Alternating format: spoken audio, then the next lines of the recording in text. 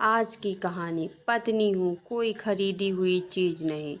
उस दिन के बाद से उन दोनों के बीच वह मौन संवाद भी खत्म हो गया था जिसे उसने अतीत से बचा रखा था। उनके चेहरे से उदासी और कड़वाहट के पर्चे को बाखूबी पढ़ने लगी थी वह।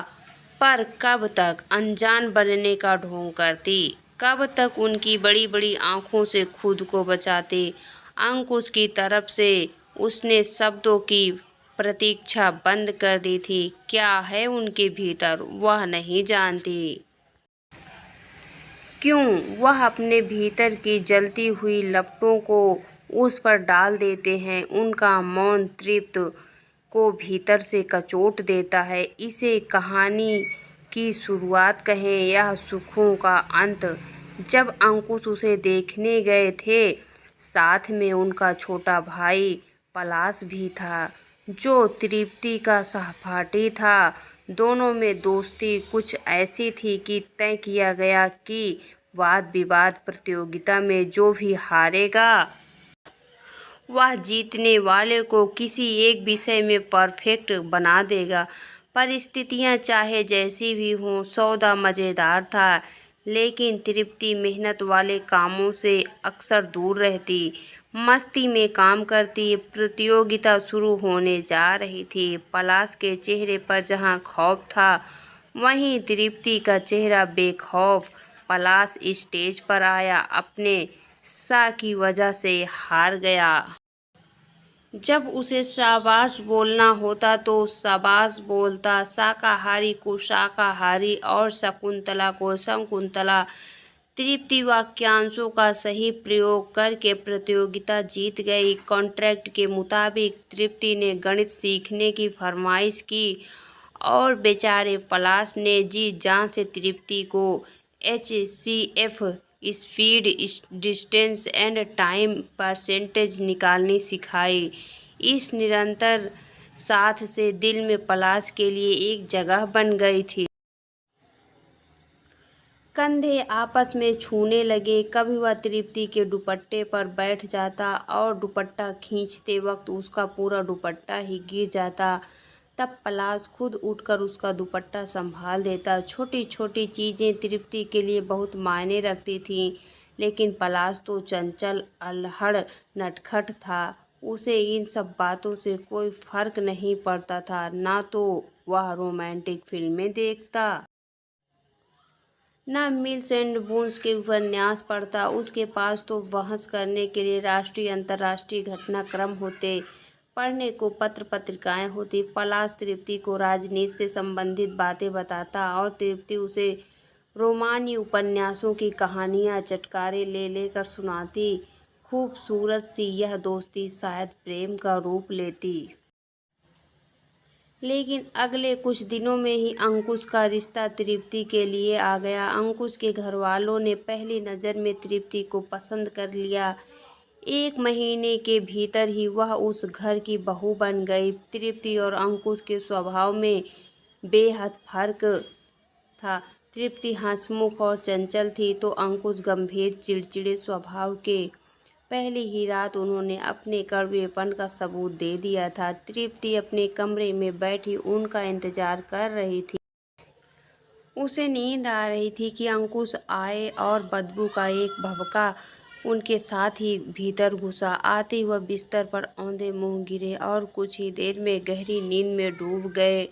न जाने रात के किस पहर में अंकुश ने तृप्ति को टटोलना शुरू किया। उसे महसूस हुआ जैसे उसके बदन में हजारों बिच्छू रेंग रहे हों। वह पसीना पसीना हो गई। अपनी चीख को उसने दोनों हाथों को मुंह पर रख कर किसी तरह रोका। अंकुश तो फिर सो गए, लेकिन तृप्ति सोचती रही कि क्या पुरुष को सुख बांटना नहीं आता। वह हर चीज को हड़पना क्यों चाहता है। क्या उसे बस छीनना ही आता है। एक वाक्य भी तो प्रेम से नहीं बोला अंकुश ने उससे। फिर कैसे उन्होंने पत्नी पर हक मान लिया। जानती है यदि वह कुछ कहते भी तो शब्दों का मंतव्य बड़ा कटु होता है। जब तक वह एक तरफा संघर्ष चलता रहा। उसकी आंखों और मुंह में रेत की तरह कुछ किरकिराता रहा। चेहरे पर कोई भाव नहीं, शरीर लावा उगल रहा था। क्या वह पूरे मन से अंकुश की नहीं हो सकी? या फिर अगर यही वैवाहिक जीवन का सुख है तो शायद इस विवाह को वह नहीं निभा सकेगी। शादी के बाद की वह मनहूस रात बड़ी मुश्किल से कटी। किसी तरह सुबह हुई तो वह नहाकर किचन में गई, नाश्ता टेबल पर लगाया। पता चला कि अंकुश जा चुके हैं। शायद पलाश ने उसके मन के भाव पढ़ लिए थे। वह टेबल पर बैठा, नाश्ता किया, साथ ही तृप्ति के खाने की खूब तारीफ की। फिर पलाश ने उसे पूरा घर दिखाया, शादी की सीढ़ी भी दोनों ने साथ मिलकर देखी। पलाश से वह हर विषय पर बेझिझक बातें कर लेती थी। दोस्तों और प्रोफेसरों के किस्से पलाश चटखारे लेकर सुनाता था। तृप्ति हंसे बिना नहीं रह पाती। अंकुश के आने का कोई समय ना था। वह देर रात गए आते तृप्ति खाने का इंतजार करती रहती। 4 महीने में उसे याद नहीं कि कभी अंकुश ने एक बार भी उसके खाने की तारीफ की हो या फिर किसी बात की सराहना की हो। शादी के बाद तो जैसे वह गुनगुनाना ही भूल गई थी।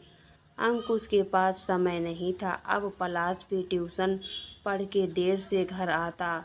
बच जाता तो गहरा सूनापन, जिसमें माँ के चेहरे पर जमे बूढ़े शैथिल्य के बीच दिन भर वह अपनी कच्ची आंखें इधर उधर भटकाती फिरती। कठिन क्षण थे वे, कोई आत्मीय स्पर्श नहीं। उसने बीएससी की थी, आगे पढ़ने की चाह भी थी। शादी से पहले ही यह बात तय हो गई थी कि तृप्ति जो करना चाहे करे, लेकिन अब कोई बात भी नहीं करता। अंकुश तो उसकी परछाई से भी दूर रहते। माँ ने विदाई के वक्त यही परंपरागत वाक्य तृप्ति से कहा था कि ऐसा कोई काम कभी मत करना जिससे घर के संस्कार धूमिल पड़े। सुबह उठी तो उसका मन बेहद दुखी हुआ, क्योंकि सास उसके उठने से पहले ही उठ गई थी। वह अंकुश का नाश्ता तैयार करके कपड़े धो रही थी। धीरे धीरे रोज का यही नियम हो गया। तृप्ति के उठने से पहले ही सास उठकर अंकुश के सारे कार्य कर देती। पता भी नहीं चलता कि वह कब उठ गईं। वह लाख कोशिश करती, लेकिन माँ 5 बजे तक काम खत्म कर चुकी होती। तृप्ति को बिना नहाए किचन में घुसने की इजाज़त नहीं थी। आज जब किचन में आई तो रोज की तरह सारा काम हो गया था। अंकुश टिफिन लेकर निकल रहे थे। उन्होंने तृप्ति को तीखी नज़रों से देखा, फिर पैर पटकते हुए बाहर निकल गए। वह अंकुश से कहना चाहती थी, माँ 4 बजे ही किचन में चली आती हैं और मुझे बिना नहाए किचन में आने की इजाज़त नहीं है। क्या मैं 3 बजे ही नहाकर किचन में जाऊँ, रात में सोऊं नहीं? कहती किससे? सुनने वाला तो जा चुका था। उसे असहनीय पीड़ा होती। लाख चाहने पर भी उस भीषण आवेग को कहाँ रोक पाती। माँ कुछ नहीं कहती, सारा काम खुद करने बैठ जाती। कोई सहेली आती तो भी काम ना छोड़ती। तृप्ति को शर्म आती। माँ कड़कड़ाती, ठंड में भी बर्तन धोती रहती। अंकुश तो हमेशा ही घुटे घुटे रहते। केवल रात में उनके भीतर का पुरुष जागता। तृप्ति बचना चाहती, लेकिन कुछ न कर पाती। वह चीखना चाहती, उन्हें दूर फेंक देना चाहती। क्या यही है मेरी इज्जत तुम्हारी नज़रों में? मैं तुमसे बात करना चाहती हूँ। एक साझेदारी का हक छीनने का नहीं, बराबरी का हक, खींच का नहीं, प्यार का हक। अंकुश, मुझे प्यार चाहिए।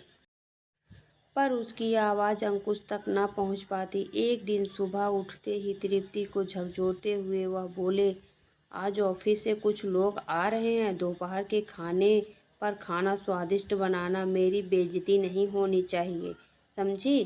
कहकर वह चल दिए। सुबह सुबह अंकुश के इस व्यवहार ने तृप्ति को अपमानित महसूस करने का एक और मौका दे दिया। तृप्ति उठी, बाथरूम का दरवाज़ा जोर से बंद करके वॉश बेसिन खोलकर जोर से फपक पड़ी। लगातार बहते पानी की आवाज़ उसे सुखद प्रतीत हो रही थी। वह अपना अपमान, क्षोभ, पीड़ा सब कुछ उस पानी में बहा रही थी। हर रात एक नए यातना गृह में अंकुश उसे ठेलता, उसका स्पर्श तृप्ति के भीतर की औरत को जगा नहीं पाता, सिर्फ जुजुप्सा पैदा करता।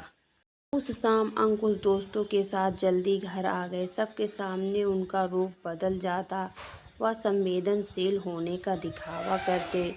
उस दिन माहौल थोड़ा सहज था, तृप्ति भी खुश थी। रात में उसने अंकुश से कहा, एक अच्छी फिल्म लगी है, कल ऑफिस से जल्दी घर आ जाओ तो फिल्म देखने चलें। इतना कहना था कि वह भड़क कर बोले, टीवी में इतनी फिल्में आती हैं, मन नहीं भरता तुम्हारा? दिन भर बैठी रहती हो, बाहर निकल कर देखो, पसीना बहाओगी तब पता चलेगा पैसे का मूल्य। अगले दिन तृप्ति जिद में पलाश के साथ फिल्म देखने चली गई तो जिद में थी, लेकिन लौटकर एक नया तूफान झेलना पड़ेगा, यह भय भी था। पलाश ने उसे सामान्य बनाने की बहुत कोशिश की, लेकिन तृप्ति के चेहरे पर उदासी के भाव कम नहीं कर पाया। तृप्ति की शादी के बाद पलाश से संबंधों में इतना ही फर्क आया था कि पहले वह नाम लेता था और अब नाम न लेकर सीधे बातचीत शुरू कर देता। भाभी जैसा संबोधन उसने तृप्ति को नहीं दिया था। तृप्ति के मना करने के बावजूद घर लौटते हुए पलाश ने आइसक्रीम खरीदी। पैदल चलते हुए वह घर तक पहुंचे। घर में माँ और अंकुश चाय पी रहे थे। तृप्ति कमरे में चली गई और पलाश वहीं बैठ गया, उनकी कड़वाहट दूर करने। जाते हुए तृप्ति ने दोनों की शक्लें देखी, उनमें दृष्टिहीन क्रोध था। पलाश ने अवश्य वहां का माहौल बदल दिया होगा, लेकिन क्या फायदा। कुछ देर बाद अंकुश कमरे में आए तो उनके भीतर ज्वालामुखी फूट रहा था। फिल्म देखने का इतना ही शौक था तो सिनेमा हॉल में ही रहती, घर क्यों लौटी। तृप्ति चुपचाप नाइटी ढूंढ रही। उसे मालूम था अलमारी में नाइटी नहीं है, लेकिन वह ढूंढ रही थी। शायद अंकुश का सामना नहीं करना चाहती थी, वह चाहती थी अंकुश चुप हो जाएं, लेकिन ऐसा कुछ नहीं हुआ। अंकुश ने तृप्ति की तरफ से जवाब न पाकर गुस्से में उसका हाथ जोर से घुमाया और पीछे को मोड़ दिया। तृप्ति दर्द से भरकर चीख उठी, मारना चाहते हो मुझे? मारो। झगड़े की आवाज़ सुनकर लोग दरवाज़ा खटखटाने लगे थे। अंकुश उसे लगातार मार रहे थे। वह जानती थी मुंह खोलकर उसने अंकुश के राक्षस को उजागर कर दिया है और आज के बाद कभी इस घर में चैन से नहीं रह पाएगी। हर नज़र उस पर उठेगी, सब उसे पतिता की राह तरह देखेंगे। अंकुश गुस्सा पूरी तरह निकालने के बाद कमरे से बाहर चले गए। रह गई तृप्ति और उसके मन शरीर की चोटें। घर की गतिविधियां रुक गई थीं।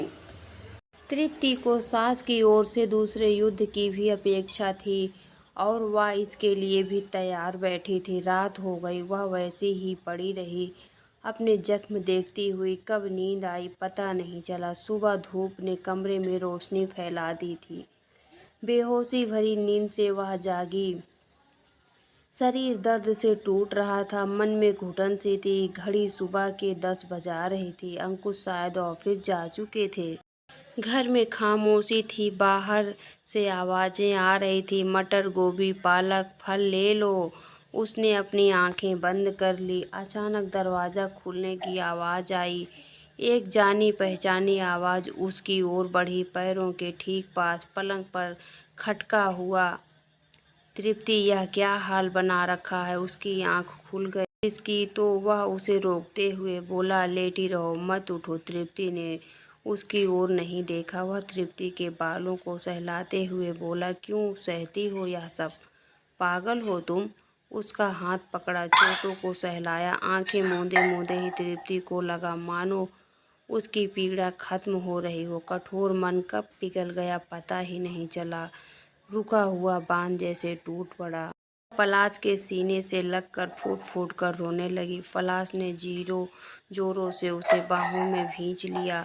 पता नहीं घर में कौन था कौन नहीं, कोई देख लेता तो शायद अब तृप्ति को डर न होता। पलाश ने उसके माथे का चुम्बन लिया तो उसने आंखें खोल दी।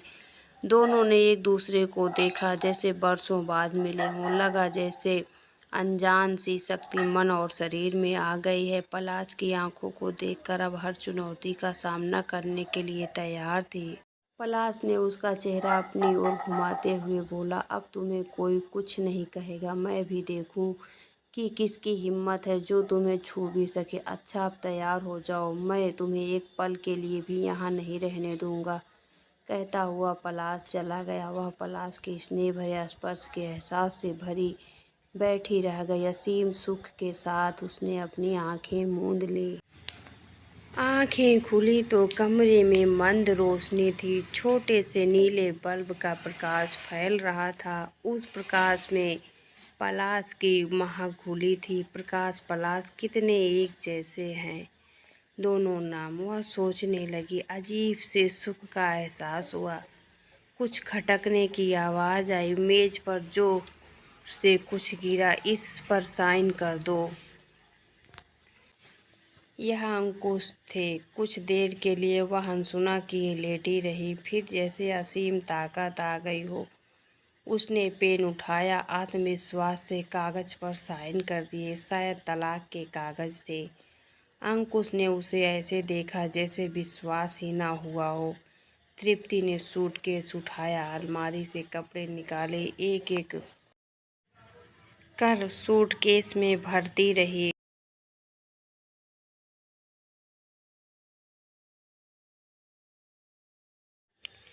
जानती थी अंकुश की नज़रें उस पर ही गड़ी होंगी। सूटकेस उठाया और चल दी।